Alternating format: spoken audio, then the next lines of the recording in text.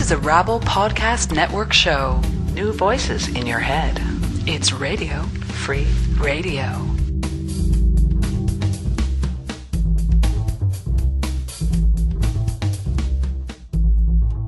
You're listening to Red Eye on Vancouver Cooperative Radio, CFRO 102.7 FM. How would you rate global warming on a list of the most important issues we face? Most likely it's pretty high. If you're a climate scientist or an environmental activist, it may have been that way for a long time. But in the last few years, global warming is suddenly on everyone's mind. Al Gore's film An Inconvenient Truth has helped convince vast numbers of people that global warming is important, but it also is laying out solutions.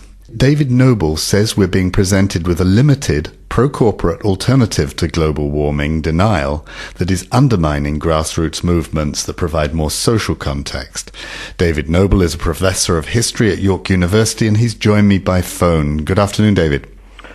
Good morning to you. A few years back, global warming was of interest to scientists and activists. How has such a huge shift to the center of everyday discussion taken place?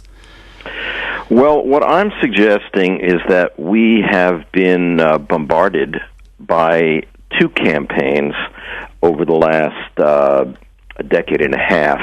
One, which Al Gore and others have taken aim at, is, as you mentioned, the campaign of the so-called deniers.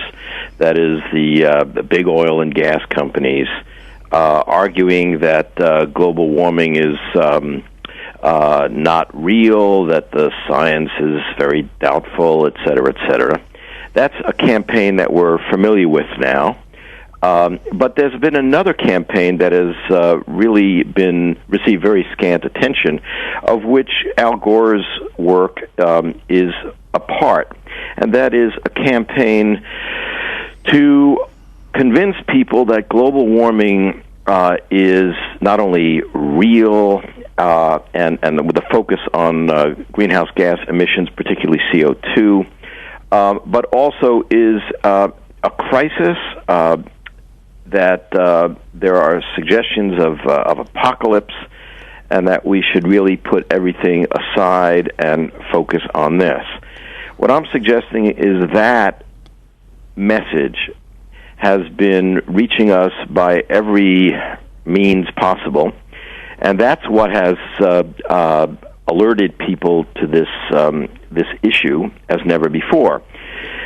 And again, what I'm suggesting is both campaigns are corporate propaganda campaigns, and that we have been subject in the last several years, the Gore's film and book being only a part of it, to a massive campaign which has been orchestrated since the end of the 90s and has really gained steam in the last couple of years by a group primarily of investment bankers from Wall Street and some very of the largest multinational corporations, so that there's a split among the corporate elite. And this is not new historically. There are those who are taking the strategy of denial, and there are those who are taking a strategy of hijacking the issue of climate change for the purpose of profit. And Al Gore, very much in the midst of this, he's an investment guru, has his own company, Generation Investment Management, and they're out to make money off of this hysteria.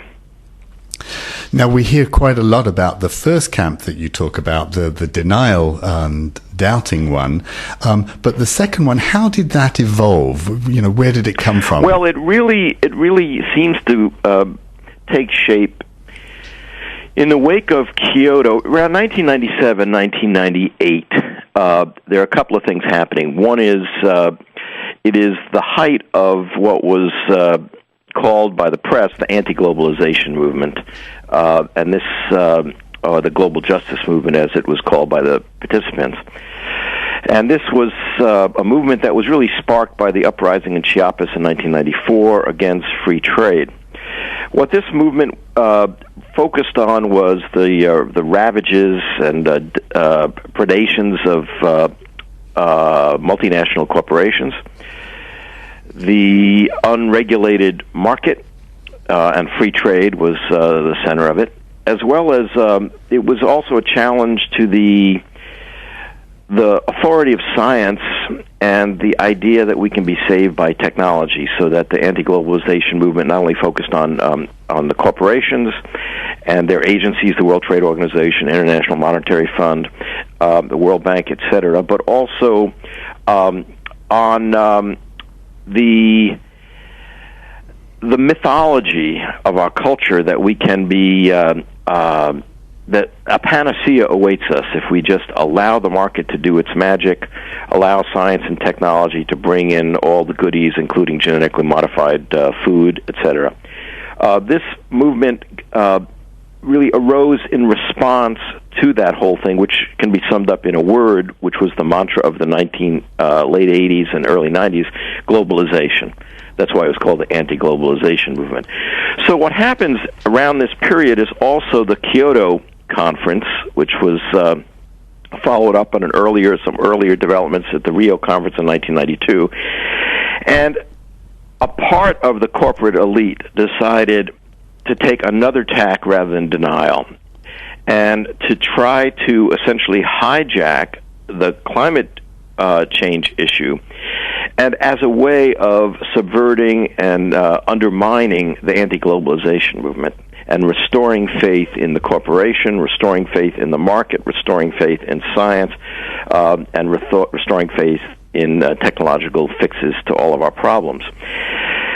So around 1997, 1998, some large corporations led by some of the giants like BP, DuPont, and others broke away from the earlier coalition really coalesced around what was called the Global Change Coalition, the deniers, to launch this other strategy.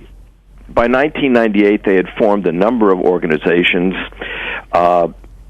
together with investment bankers, Lehman Brothers, Goldman Sachs, and they coalesced in a number of, I'll call them front organizations. I won't go into all the details, but if you could refer your readers to my article called The Corporate Climate Coup, which is available online. You can just Google it. All the details are there. So a number of front organizations were set up. And over the course from around 1998 to the present, I document about 6 or 7 of those organizations. And Gore was very much a part of these organizations. And the aim was to foster the idea that global warming, and especially increase of CO2 concentration among greenhouse gases, was causing global warming, and that, again, all of the concerns of the anti-globalization movement could now or should now be abandoned. We should follow the lead of these corporations, General Electric, DuPont, the aluminum companies, the utilities companies, the oil companies like BP, like Sunoco, Suncor, Texaco. Follow their lead and also heed the alleged consensus of science, and also subsidize in every possible way through our taxes the technological fixes, whether it's be photovoltaics or biofuels or something called nuclear, and let the market, and this is the key mantra, let the market fix this through carbon trading and the like, and that will solve this crisis. But the main point was, put everything aside. This is the only thing we should be concerned about. Do you think they were successful in co-opting grassroots movements there? Yes, well, for a number of reasons. First of all, a lot of environmental organizations understood that this saturation with this propaganda was a bonanza for them, so that the environmental movement organizations could cash in on this, and have been cashing in on this. That is, they've been able to secure a lot more